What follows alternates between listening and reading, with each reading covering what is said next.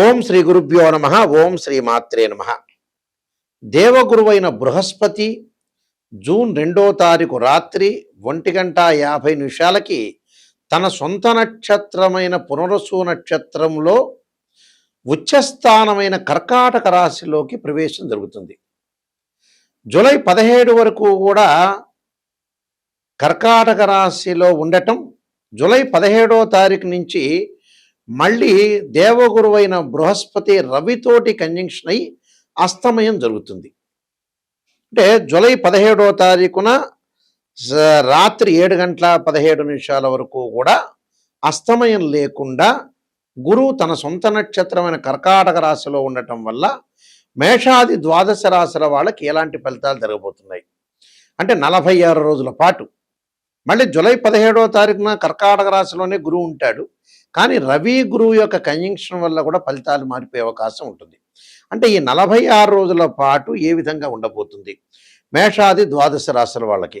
గురువు ధనకారకుడు, సంతానకారకుడు, యశస్కారకుడు, కీర్తి, విద్య, ఉద్యోగము, గౌరవ మర్యాదలు, అలానే ప్రతి విషయంలో కూడా మనం గురుబలం కావాలనుకుంటాం. మనం వివాహాది సంబంధాల విషయాల్లో కానీ గోచారరీత్యా అంటే గురుబలం అనేది బాగా ఉంటే మనకు అన్ని పనులన్నీ కూడా సర్వత్రా విజయం లభించే అవకాశం ఎక్కువ ఉంటుంది. అందులో ధనకారకుడు, అలానే జ్యోతిష్శాస్త్ర ప్రకారంగా ద్వితీయ భావకారకుడు అవుతాడు. అంటే ధన, వాక్కు, కుటుంబానికి సంబంధించిన కారకుడు గురువు. అలానే పంచమ భావాధిపతి కూడా గురువే. భాగ్య లాభాధిపతులు, భావానికి కూడా అధిపతులు కూడా గురువే అవుతాడు ఇక్కడ. అందువల్ల జన్మజాతక ప్రకారంగా మనం గురువు ఎలా ఉన్నాడో చూడాలి. అలానే గోచారరీత్యా కూడా గురువు ఎలా ఉన్నాడు, గురువు యొక్క ఫలితాలు ఏమవుతున్నాయి, ఎలా ఉండబోతున్నాయి, ఇవన్నీ కూడా మనం చెప్పేవన్నీ కూడా గోచారరీత్యా చెప్పబడే ఫలితాలు. గోచారరీత్యా చెప్పబడే ఫలితాల్లో గురువు ఏ విధంగా ఉన్నాడో ఒక్కసారి మనం పరిశీలన చేద్దాం. మిథున రాశి వారికి గురువు యొక్క సంచారం వల్ల ఏలాంటి ఫలితాలు జరగబోతున్నాయి అంటే ఇక్కడ సప్తమాధిపతి, దశమాధిపతి అయిన గురువు ద్వితీయ స్థానంలో ఉండటం వల్ల అధిక లాభాలు కలిగే అవకాశాలు ఎక్కుంటాయి. అంటే ఫైనాన్షియల్ పరంగా ఉండే డెవలప్మెంట్స్ జరుగుతుంటుంది. అలానే ఇక్కడ ద్వితీయంలో ఎప్పుడైతే గురువు ఉంటాడో ఆనందము, కీర్తి, ధనలాభము, సుఫలితాలు జరిగే అవకాశాలు ఎక్కువగా ఉంటాయి. భూమి, గృహాలు, ఇళ్ళు, వృత్తి ఉద్యోగాల్లో అనుకూలంగా ఉండటం, ఉద్యోగపరంగా ప్రమోషన్లు, నిరుద్యోగులు వాళ్ళు ఊహించిన దానికంటే కూడా మంచి ఉద్యోగాలు రావటం, ఇంటిలో వివాహ శుభ కార్యక్రమాలు అనుకూలంగా ఉండడం, సుసంపన్నమైన కుటుంబం నుంచి అమ్మాయి కానీ అబ్బాయి కానీ వచ్చే అవకాశాలు ఎక్కువ ఉంటాయి. కుటుంబంలో వారికి ఆరోగ్యపరంగా ఇబ్బందులు లేకుండా ఉంటాయి. నీ మాటకి నైపుణ్యం ఒకటి, వృత్తి ఉద్యోగాల యందు గౌరవ మర్యాదలు బాగా పెరగటం ఒకటి, మంచి జీవనాన్ని సాగించే అవకాశాలు బాగా ఎక్కువ ఉండటం ఒకటి, కొత్త ఆదాయ మార్గాలు కూడా వెతుక్కుంటారు, మంచి ప్రణాళికాబద్ధంగా రూపొందించుకొని ముందుకు వెళ్తారు. కుటుంబం పరంగా కూడా ఆహ్లాదకరంగా ఉంటుంది. వివాహ శుభ కార్యక్రమాలు చేస్తుంటారు. ధనలాభం కలగటం, ఆకస్మికంగా ప్రయాణాలు, ఆకస్మికంగా ధనలాభం, నూతన వస్తువులు కొనుగోలు చేసే అవకాశాలు ఉంటుంది. గతంలో ఏదైతే పెండింగ్ ప్రాజెక్టులు ఉన్నాయో అవన్నీ కూడా పూర్తి చేయటం, గతంలో వివాహాలు వాయిదా పడిన వ్యక్తులు ఎవరైతే ఉంటారో వాళ్ళందరికీ కూడా మళ్ళీ వివాహాలు జరగటం, గతంలో అయితే సంతానపరంగా ఇబ్బందులు కలుగుతున్న వ్యక్తులకు కూడా సంతానం కలిగే అవకాశాలు ఖచ్చితంగా ఉంటాయి. కాబట్టి మిథున రాశి వాళ్ళకి ఎక్కువగా అనుకూలమైన ఫలితాలు ఉంటాయి. విద్యార్థులకు కూడా మంచి పోటీ పరీక్షలు ఉత్తీర్ణత సాధించడం, ఐఐటి కానీ, నీట్ కానీ, అలానే గ్రూప్స్ కానీ ఎగ్జామినేషన్లో ఉత్తీర్ణత మంచి మార్కులతో సాధించడం, గవర్నమెంట్ ఉద్యోగాలు రావటం, మంచి ప్రైవేట్ జాబులు రావటం, విదేశాలకు వెళ్ళే అవకాశాలు కూడా బాగా ఎక్కువ ఉంటుంది. కంపెనీ త్రూ విదేశాలకు వెళ్తారు, అలానే విదేశాలకు వెళ్తుంటారు, అలానే మంచి జాబు, అక్కడ వ్యాపార పరంగా నూతన వ్యాపారాలకు తెరదీస్తారు. వృత్తి వ్యాపార రంగాల్లో కూడా విశేషమైన కృషి చేయటం వల్ల మంచి లాభాలు కలిగే అవకాశాలు ఖచ్చితంగా ఉంటాయి. నేను కొన్ని పరిహారాలు చెప్పబోతున్నా, పరిహారాలు మీరు పాటించండి, మీకు మంచి జరిగే అవకాశాలు ఖచ్చితంగా ఉంటాయి. మన జాతకంలో ఎప్పుడైనా సరే 2 ఉంటాయి. ఒకటి బర్త్ చార్టు, రెండోది గోచారం. ఇప్పుడు ప్రస్తుతం చెప్పబోయేది ఏంటంటే ఇవన్నీ గోచార ఫలితాలు అంటారు. గోచార పరంగా తన రాశి దగ్గర నుంచి 2, 5, 7, 9, 11 స్థానాల్లో ఉంటే గురువు మంచివాడు అని అర్థం. ఇది గోచారం, గుర్తుపెట్టుకోవాలి. అంటే this is the translation system. Birth chart అలా కాదు. మన బర్త్ చార్ట్లో మన జన్మజాతకాన్ని తీసుకుని మ్యాథమెటికల్ క్యాలిక్యులేషన్ వేసి బర్త్ చార్ట్లో 6, 8, 12 స్థానాల్లో గురువు ఉండకూడదు.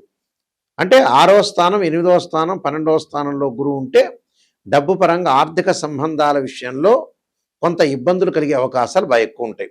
అంటే డెవలప్మెంట్ ఉండదు అని అర్థం.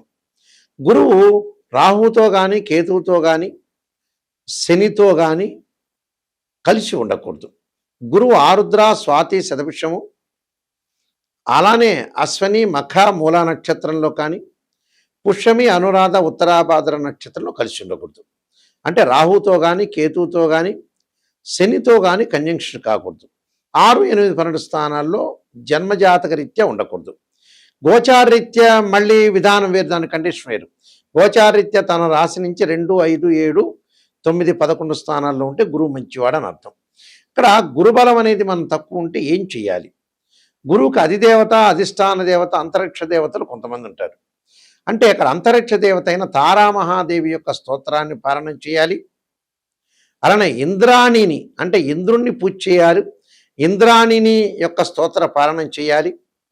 అమ్మవారి యొక్క ఆరాధన, దత్తాత్రేయ స్వామి యొక్క కవచము, దత్త పారాయణం చేసుకోవాలి. అంటే సంతాన కారకుడు, సంతానం లేని వాళ్ళు కొంతమంది ఉంటారు. సంతాన కారకుడు గురువే. సంతాన పరంగా దోషం కలిగిందనుకోండి, సంతాన గోపాలకృష్ణ మంత్రాన్ని చదువుకోవటం, దత్తాత్రేయ స్వామి యొక్క కవచము, దత్తపారణము, బృహస్పతి పాశుపతాశ్రుద్రాభిషేకం చేసుకోవటం, అలానే బృహస్పతి హోమము, శనగలు దానం చేయటం, ఆ శనగలకు సంబంధించిన ఎల్లో పసుపు కలరు క్లాత్ని దానం చేయటం, అంటే పసుపు రంగు కలిగిన వస్త్రాన్ని దానం చేయాలి, శనగలు దానం చేయాలి. శనగలతో చేసిన వంటకాన్ని దేవాలయంలో ప్రధాన అర్చకులకు ఇచ్చి గురువారం రోజున చక్కగా భక్తులకు వితరణ చేయమని చెప్పాలి. గురువును పూజ చేయాలి. దత్తాత్రేయ స్వామి కవచాన్ని, దత్తపారాయణాన్ని చదువుకోవాలి. అలానే దేవానాంచ ఋషీనాంచ గురుకాంచన సన్నిభం బుద్ధిమతం త్రిలోకేశం తమ నమామిం బృహస్పతిం అనే మంత్రాన్ని కూడా చదువుకోవడం చాలా మంచిది. అంటే ఇవన్నీ కూడా చేస్తే సంతానము, అలానే యశస్సు, కీర్తి, ధనలాభం, ఆర్థిక సంబంధాలు, గౌరవ మర్యాదలు, అలానే విద్య యందు అనుకూలంగా కూడా ఉంటుంది. అంటే విద్యార్థులకు కూడా గురువు యొక్క బలం అనేది ఉండాలి. విద్యార్థులకు కూడా బలం ఉండాలంటే గురువు యొక్క ఆరాధన చేయాలి. అలానే దక్షిణామూర్తి స్తోత్రాన్ని పాలన చేయాలి. చేయటం వల్ల మనకు మంచి ఫలితాలు జరిగే అవకాశాలు ఖచ్చితంగా ఉంటాయి. అయితే నేను కాలసర్పయోగ చంద్రిక, రాహుకేతులు, ఛాయాగ్రహాలు, అలానే స్వప్నశాస్త్రము, పుత్రగణపతి వ్రతము, బృహత్ పరిహార సింధు, జాతక చంద్రిక, వివాహ మార్తాండము, అలానే నవగ్రహ దోషాలకు 12 మహావిద్యలు, సర్వదేవతా గోత్రలు ప్రవలు పార్ట్ 1, పార్ట్ 2, ఇలాంటి చాలా గ్రంథాలన్నీ కూడా నేను రాశాను. ప్రొడక్షన్ ఆఫ్ ఆస్ట్రాలజీని ఇవన్నీ కూడా రాజమండ్రి వారి మోహన్ పబ్లికేషన్ వారి దగ్గర ఇవన్నీ కూడా గ్రంథాలన్నీ దొరుకుతాయి. ఈ గ్రంథాలు కావాల్సిన వాళ్ళు కూడా నన్ను సంప్రదించవచ్చు. అలానే ఎప్పుడైనా సరే జాతకాన్ని చూపించుకునేటప్పుడు ఎవరైనా సరే మమ్మల్నే కాదు ఎవరిని మీరు ఆస్ట్రాలజర్ని అప్రోచ్ అయినా ఫస్ట్ నెగిటివ్ తెలుసుకోవాలి. పాజిటివ్ తెలుసుకోవటం కాదు, పాజిటివ్ మీకే తెలుసు, మా దగ్గర అవసరం లేదు. నిజం చెప్పాలంటే మమ్మల్ని అప్రోచ్ అవ్వాల్సిన అవసరం లేదు. ఇన్ ఫ్యూచర్లో ఏదైనా ప్రాబ్లం జరుగుతుందా, లేదా గతంలో మళ్ళీ రిపీట్ అవుతాయి ఆ ప్రాబ్లమ్స్, ప్రజెంట్ ఇప్పుడున్నది రేపు ఉండదు, రేపు ఉన్నది ఎల్లుండి ఉండదు. జాతకాన్ని కరెక్ట్గా అనాలిసిస్ చేసుకోవాలి. 16 లగ్న కుండలు ఉంటాయి, డివిజనబుల్ చార్ట్స్. ఒక అబ్బాయికి వివాహం కాలేదు అని అంటే, అమ్మాయికి వివాహం, అబ్బాయి వివాహం కాలేదంటే రాశిచక్రము, నవాంశము, భావచక్రం, దశలు, అంతర్దశలు. వృత్తిపరంగా, ప్రొఫెషనల్ అనుకూలంగా లేదా రాశిచక్రము, దశమాంశచక్రము, భావచక్రం, దశలు, అంతర్దశలు. సంతానం కలగట్లేదా రాశిచక్రము, సప్తమాంశము, భావచక్రము, దశలు, అంతర్దశలు. ఇలాంటి మ్యాథమెటికల్ క్యాలిక్యులేషన్ చేయాలి. కొన్ని సందర్భాల్లో గురువు మకర రాశిలో ప్రతి వాళ్ళకి కూడా ఎవరికైనా సరే జ్యోతిష్ శాస్త్రం ప్రకారంగా గురువు 5 డిగ్రీల వరకు నీచ్ అంటారు మకర రాశిలో. అదే 5 డిగ్రీల తర్వాత పరమనీచ్ అంటారు. అంటే అక్కడ నీచ స్థానంలో ఉందే, ఉచ్చ స్థానంలో ఉందో చూసుకోవాలి. ప్రజెంట్ ఇప్పుడు కర్కాటక రాశిలో గోచారరీత్యా ఎవరికైనా సరే ఇప్పుడు పుట్టిన వాళ్ళకి కానీ, గోచారరీత్యా కానీ, భర్త చార్ట్ ప్రకారంగా కానీ గురువు కర్కాటక రాశిలో ఉచ్చ స్థానంలో ఉన్నాడు. పునర్వసు నక్షత్రంలో ఉండటం చాలా మంచిది. అయితే అందరికీ మంచిది కాదు, అందరికీ చెడ్డది కాదు. కొంతమందికి మంచిది, కొంతమంది చెడు ఫలితాలు, కొంతమంది మిశ్రమైన ఫలితాలు వస్తాయి. కాబట్టి ఇక్కడ గురుబలం అనేది ఉందా లేదా అని చూసుకోవాలి. చూసుకొని మీరు ముందుకు వెళ్ళాలి.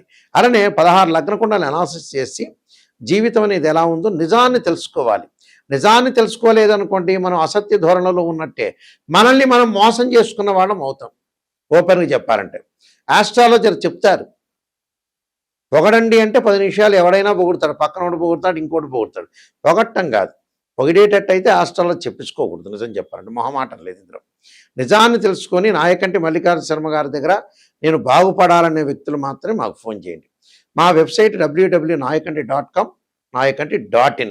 ఆ స్క్రీన్ మీద స్క్రోలింగ్ అవుతున్న నెంబర్కి మాకు ఫోన్ చేసి మీరు తెలుసుకోవచ్చు. మీ అందరికీ కూడా శ్రీ పరమేశ్వరుడి యొక్క కరుణాకటాక్షం ఉండాలని, శ్రీ పరమేశ్వరి యొక్క అమ్మవారి యొక్క కరుణాకటాక్షం ఉండాలని ఆశిస్తూ సర్వే జనా సుఖినో భవంతు.